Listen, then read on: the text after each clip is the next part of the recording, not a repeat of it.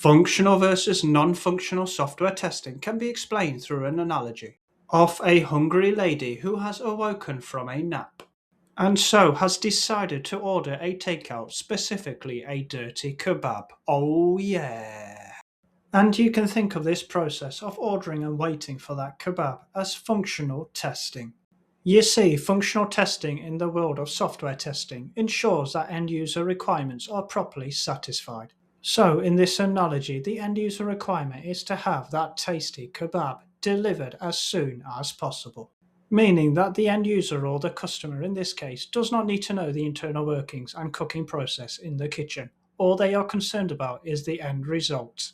In other words, the customer would not be testing the internal logic and cooking processes of the kitchen, but instead would be just taking the result, e.g. eating that tasty kebab once it arrives.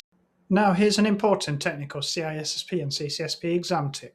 In the context of real software functional testing, this typically consists of the following steps. That is, to identify the functions that the software is expected to perform.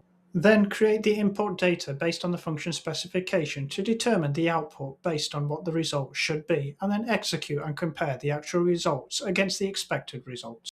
So, in the context of this analogy, the user customer's functional testing requirements may be to test if the correct kebab order is made and delivered, and to test if the kitchen or the cook was able to cook the specific order, and of course to test if the payment system processes the bill order correctly.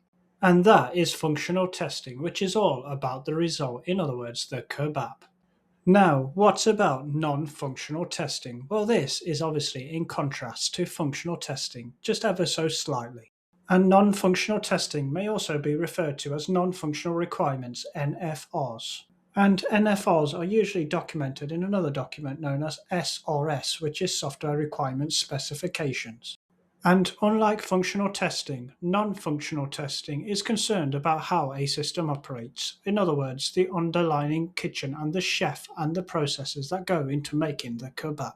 For example, these non-functional requirements could include how fast the cook moves in the kitchen, how clean the kitchen and the cook's hygiene is, and how fast the speed at which the food gets delivered to the lady.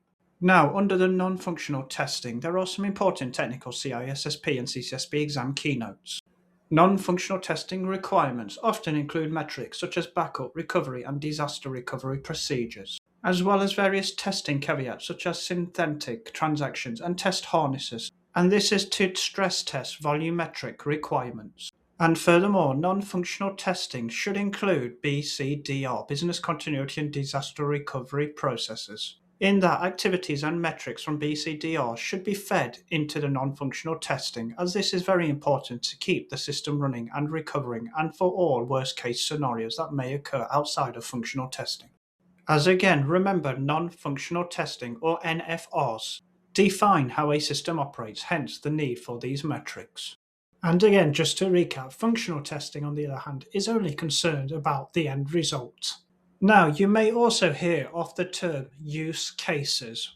And just remember that use cases define the functional intended behavior, so are related to functional testing. Whereas when you hear about abuse cases, these are related to non-functional testing or non-functional requirements and define the non-functional malicious or accidental misuse behavior activities that result in breaches of security. And to tie everything in this video together, think of functional testing as the what and non-functional testing as the how. And after all that testing, our lady can now go back to sleep. If you found this video informative and enjoyable, please be sure to like and subscribe if not already to help support this new channel's growth. As I am a small new content creator, and so every like and subscribe really does help support this channel grow, ladies and gents. Thank you for watching today's video. I hope you enjoyed the content as much as I enjoyed creating it. If you would like to see more content like this, it would be super fantastic if you could leave a like and subscribe to help support this channel's growth.